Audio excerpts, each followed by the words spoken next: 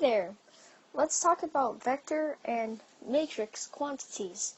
First, let's start off with vectors. Vectors are arrows, lines, in graphs, normally on an x and y plane, and they have a direction and a magnitude. And right here, this would be the magnitude, pretty much how long it is. And the direction is the arrow, so that'd be direction. It's all determined based on where it is on a graph. So let's say we have a line here, and the line reaches until 3, 4.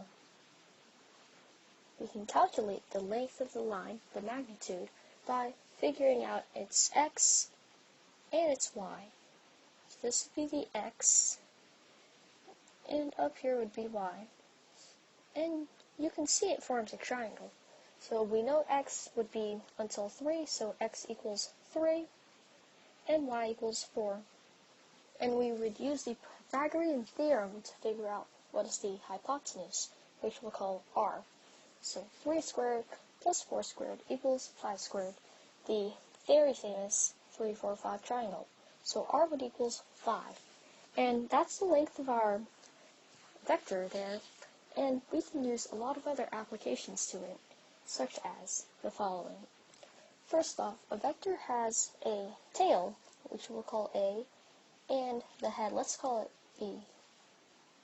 The tail and head, and we would always write this out as A, B with an arrow, so it's like an array.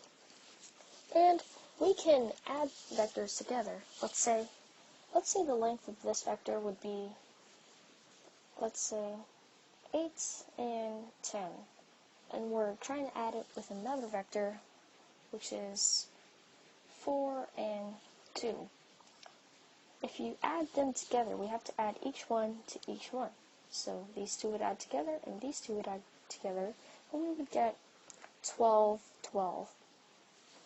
We can also subtract vectors, which would be the same thing.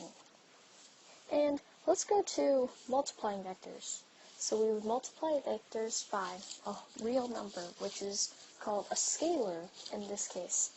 So if we would want to multiply a vector by a scalar, what we would do is kind of write it like this. So let's say we have this, we'll call it A, and we're trying to multiply it by an additional vector. So if we would want to multiply this edge, let's say the edge is 3. So we would write it as, if this was 4, 2, we would say 3 times 4, 2, which is, you multiply each one like the distributive property, and we would get 12, 6. And we can also multiply and graph it, and there's a million applications, but this is just the basics of vector quantities. And let's now move on to matrix quantities. Matrices are pretty similar to actual vectors, and you can actually apply them together. Let's talk about the basics here. So a matrix looks kind of like a box, really. A box full of numbers. So let's say we have 5, 13, 6, 3, 9, and 2 in our box.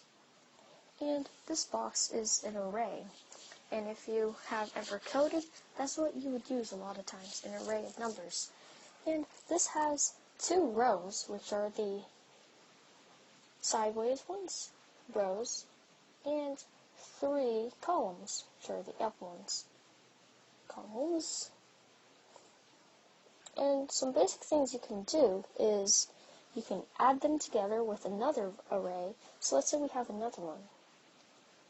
Let's just make it like 3, 6, 4, 5, 9, 12, 9, and if we add them together, they each have a certain place in their array, so we have to correspond each position with another one with a similar position. So this would be 1, 2, 3, and 1, 2, 3. And you can see where this is going, the corresponding numbers.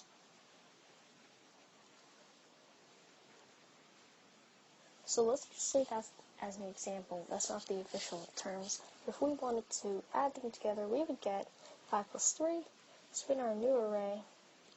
We get 8, 19, 10, 8, 21, and 11.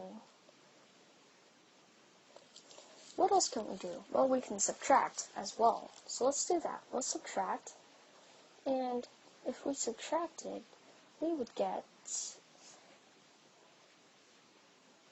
2, 7, 2, negative 2, if we're doing this subtracted by this, and negative 3, negative 7. What else can we do? Well, we have addition, subtraction. Next is multiplication. Here's where it gets a little harder. We can't multiply two leaves together. Well, we could, but let's say we multiplied a matrix by a number, which, remember, before we called it a scalar. So let's multiply this one by 2. So it would make each number double. So this would be 6. Next one would be 12, 8, 10, 24, and 18. But if we wanted to multiply two arrays together, we'd have to do the same thing.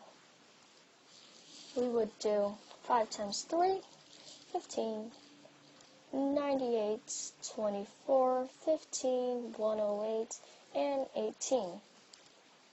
Those are all the really basic functions. And if we wanted to apply this, normally we would multiply two data tables together. And these data tables, when you combine them, they make longer strings or other applications.